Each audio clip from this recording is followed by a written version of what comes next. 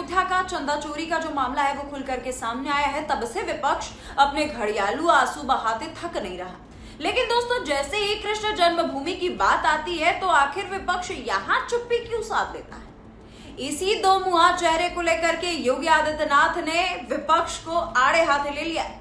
नमस्कार, आप देख रहे हैं बतकई चौक और मैं हूं आपके साथ गरिमा त्रिपाठी।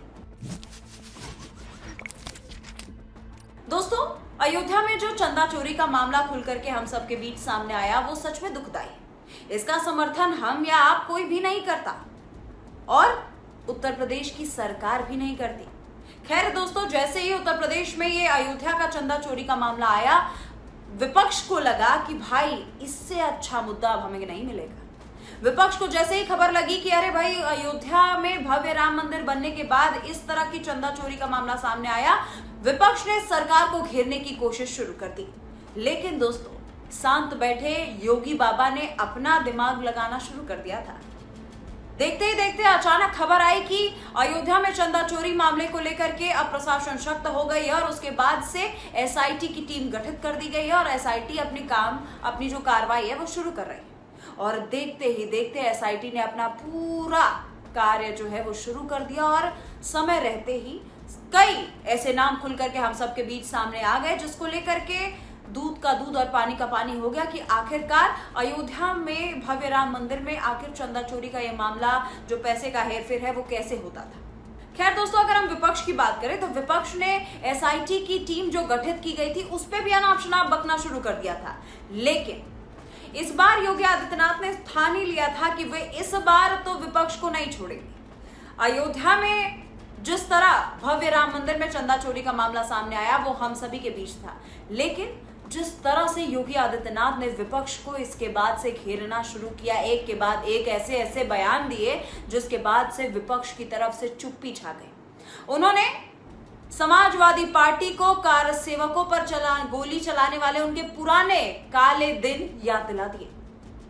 कांग्रेस की बात अगर हम करें तो कांग्रेस को लेकर के भी योगी आदित्यनाथ ने कहा कि अरे ये तो वही कांग्रेस पार्टी है जो जा करके कोर्ट में काल्पनिक बताती है रामलला को, कृष्ण जी को काल्पनिक बताते। आखिर इन लोगों को अचानक से आस्था, सनातन धर्म को लेकर के इतनी उत्सुकता कब से आ गई? इस विषय पर ये इतना ज्यादा उत्सुक क्यों होने लगे?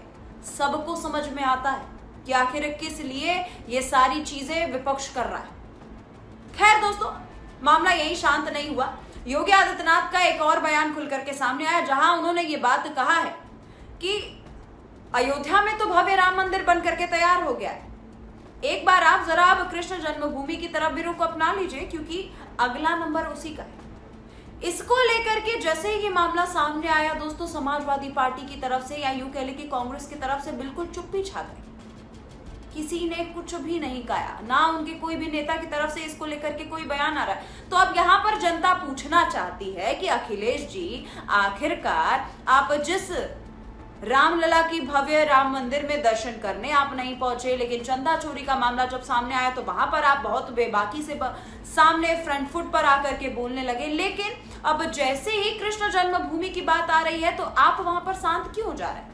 क्योंकि दोस्तों देखिए, कृष्ण जन्मभूमि को लेकर के तो अब ये भी कहा जा रहा है, क्योंकि कृष्ण जी यादव समाज से आते हैं, तो अब यादव समाज भी अखिलेश भैया से पूछना चाह रहा है कि आखिरकार आप यहाँ पर चुप क्यों हैं? क्या आप नहीं चाहते कि कृष्ण जन्मभूमि में कृष्ण भगवान हमारे विराजमान हो? अगर अयोध्या पर आपका गुस्सा और आपकी चिंता इतनी ही जायज थी तो कृष्ण जन्मभूमि की अनदेखी पर यह गहरी खामोशी आपकी नीयत पर सबसे बड़ा सवाल निशान खड़ा करती है। आप देखिए दोस्तों, जनता सब समझ चुकी है कि आखिरकार कौन हमारे उत्थान की बात कर रहा है, हमारे संस्कृति की बात कर रहा है, हमारे सनातन धर्म की बात कर रहा है, और कौन सिर्फ राजनीति के लिए, अपनी राजनीतिक वोट बैंक के लिए ये सारी चीजें कर रहा है। फिलहाल दोस्तों, समाजवादी पार्टी कृष्ण जन्मभूमि, कृष्ण भक्तों के इन सवाल को लेकर के चुप्पी साधे हुए बैठी हुई है, जहां पर हर भक्त ये बात पूछ रहा है कि आखिरकार समाजवादी पार्टी अगर इतनी सांस्कृतिक बातें करने लगी है तो वो रामलला के मैटर पे तो इतनी बातें कह गए, लेकिन कृष्ण जन्मभूमि पर ये चुप्पी क्यों?